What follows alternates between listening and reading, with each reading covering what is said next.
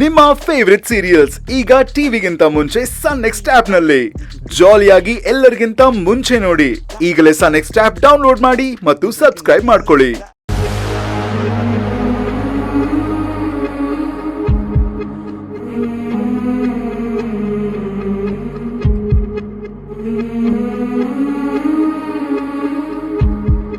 ಕಾತಿ ಬಂದ್ಯಾ? ಬಂದೆ. ಬರ್ದೆ ಇನ್ನೇನ್ ಮಾಡ್ಲಿ?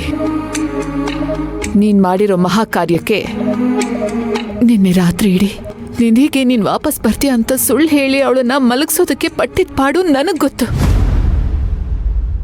ಮಗು ಅಪ್ಪ ಎಲ್ಲಿ ಅಂತ ಕೇಳ್ದಾಗೆಲ್ಲ ನನ್ನ ಎದೆ ಸೀಳ್ದಂಗ ಆಗ್ತಿದೆ ಗೊತ್ತಾ? ನಿಧಿ ಹೇಗಿದ್ದಾಳೆ? ನಿಧಿ ಅಪ್ಪನ ನೆನಪು ಮಾಡ್ಕೋತಾ ಇದ್ದಾಳ? ವಾಟ್? ನೆನಪು ಮಾಡ್ಕೊಳ್ಳೋದಾ? ಇಡೀ ರಾತ್ರಿ ನೀನ್ ಫೋಟೋ ಹಿಡ್ಕೊಂಡು ಹತ್ಕೊಂಡ್ ಮಲ್ಗಿದಾಳೆ. ನೀನ್ ದುಡುಕ್ ಮಾಡಿರೋ ಒಂದು ತಪ್ಪು ಇವತ್ತು ಎಲ್ ತಂದು ನಿಲ್ಸಿದೆ ನೋಡು.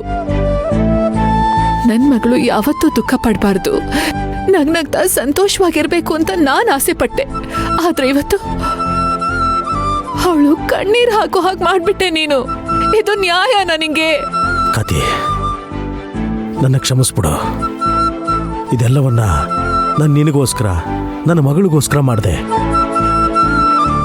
ನೀವ್ಯಾವತ್ತೂ ಕಷ್ಟಪಡಬಾರ್ದು, ಶ್ರೀಮಂತರಾಗೆ ಬಾಳಬೇಕು ಅನ್ನೋ ಅತಿ ಆಸೆ ನನ್ನನ್ನ ಕುರುಡನನ್ನಾಗಿ ಮಾಡ್ಬಿಡ್ತು. ಯಾವತ್ತೂ ಸಿಕ್ಬೀಳಲ್ಲ ಅನ್ನೋ ಅಹಂಕಾರ ನನ್ನಲ್ಲಿತ್ತು. ಆದ್ರೆ ಈ ರೀತಿ ಎಲ್ಲ ತಲೆ ಕೆಳಗಾಗುತ್ತೆ ಅಂತ ನಾನು ಎಕ್ಸ್ಪೆಕ್ಟೇ ಮಾಡಿರ್ಲಿಲ್ಲ ಕಾತಿ. ಆದರೂ ನಿನಗೆ ಇನ್ನೂ ನನ್ನ ಮೇಲೆ ನಂಬಿಕೆ ಇದೆಯಲ್ಲ, ನನಗಷ್ಟೇ ಸಾಕು ಕಾತಿ, ಅಷ್ಟೇ ಸಾಕು. ಮಾವ ಕೂಡ ನನ್ನ ಪರವಾಗಿ ಸಾಕ್ಷಿ ಹೇಳಿದ್ದು ನನಗೆ ನಂಬೋದಕ್ಕೆ ಆಗಲಿಲ್ಲ. ಆ ಸಾಕ್ಷಾತ್ ದೇವರೇ ಕೆಳಗೆ ಬಂದು ನನಗೆ ಇನ್ನೊಂದು ಜನ್ಮ ಕೊಟ್ಟಂಗಾಗ್ತಾ ಇದೆ. ಮೊದಲು ನಿನ್ನ ಜೊತೆಗೆ ಮದುವೆ ಮಾಡಿಸಿ ನನಗೊಂದು ಒಳ್ಳೆ ಬದುಕನ್ನು ಕೊಟ್ಟರು. ಈಗ ತಪ್ಪನ್ನು ತಿದ್ಕೊಂಡು ಬದುಕೋದಕ್ಕೆ ಅವಕಾಶ ಮಾಡಿಕೊಡ್ತಿದ್ದಾರೆ. ಈ ಋಣನ ಈ ಜನ್ಮದಲ್ಲಿ ತೀರ್ಸೋದಕ್ಕಾಗಲ್ಲ ಕಾತಿ, ಆಗೋದಿಲ್ಲ. ನಾನು ಜೈಲರ್ ಸರ್ ಹತ್ರ ಮಾತಾಡಿದ್ದೀನಿ. ಇವತ್ತು ನಾನು ಮನೆಗೆ ವಾಪಸ್ ಹೋದ್ಮೇಲೆ ನಿಧಿ ಹತ್ರ ಫೋನ್ ಕೊಟ್ಟು ಫೋನ್ ಮಾಡಿಸ್ತೀನಿ.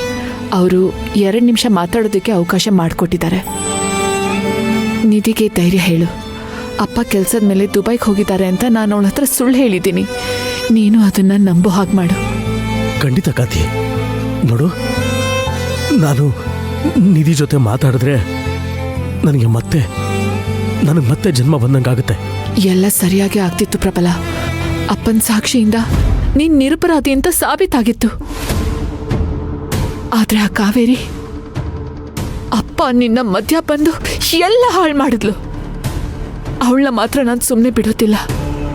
ಈಗ ಕೋಪ ಮಾಡ್ಕೊಂಡು ಪ್ರಯೋಜನ ಇಲ್ಲ. ನಾನು ಆಚೆ ಬರೋದು ಅಷ್ಟು ಸುಲಭ ಅಲ್ಲ.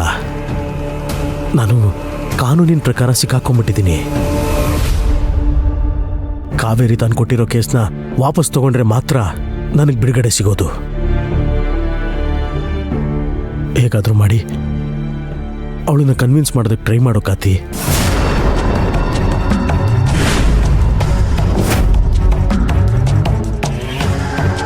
ಏನು? ನಾನು ಅವಳನ್ನ ಕನ್ವಿನ್ಸ್ ಮಾಡೋದಾ? ಆ ಕಾವೇರಿ ಮುಂದೆ ಹೋಗಿ ಕೈ ಮುಗ್ದು ನಿಲ್ಬೇಕಾ? ಚಾನ್ಸೇ ಇಲ್ಲ. ಅವಳ ಮುಂದೆ ಬೆಂಡಾಗೋದಕ್ಕಿಂತ ಬೇರೆ ದಾರಿ ಹುಡುಕೋದೇ ಒಳ್ಳೇದು. ಅವಳ ಹತ್ರ ರಿಕ್ವೆಸ್ಟ್ ಮಾಡೋ ಪ್ರಶ್ನೆನೇ ಇಲ್ಲ. ಅವಳು ನನಗೆ ನೋವು ಕೊಟ್ಟಿದ್ದಾಳೆ. ಅದಕ್ಕೆ ಪ್ರತಿಯಾಗಿ ಅವಳು ನೋವು ಅನುಭವಿಸೋ ತನಕ ನಾನ್ ಬಿಡೋದಿಲ್ಲ. ಆದ್ರೆ ಕಾತಿ, ನೀನ್ ಯಾವುದಕ್ಕೂ ತಲೆ ಕೆಡಿಸ್ಕೋಬೇಡ ಪ್ರಬಲ. ನಿನ್ನನ್ನ ಆದಷ್ಟು ಬೇಗ ಈ ಜೈಲಿಂದ ಆಚೆ ಕರ್ಕೊಂಡು ಬರೋದು ನನ್ನ ಜವಾಬ್ದಾರಿ. And this is my promise.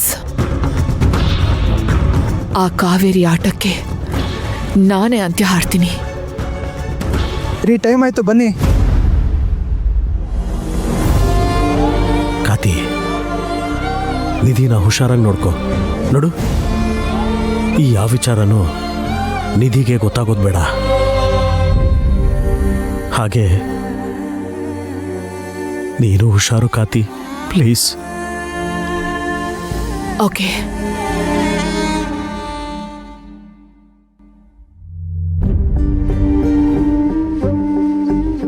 ಪ್ರಬಲ ಇವತ್ತು ಈ ಸ್ಥಿತಿಲಿರೋದಕ್ಕೆ ಕಾರಣ ಆ ಕಾವೇರಿ.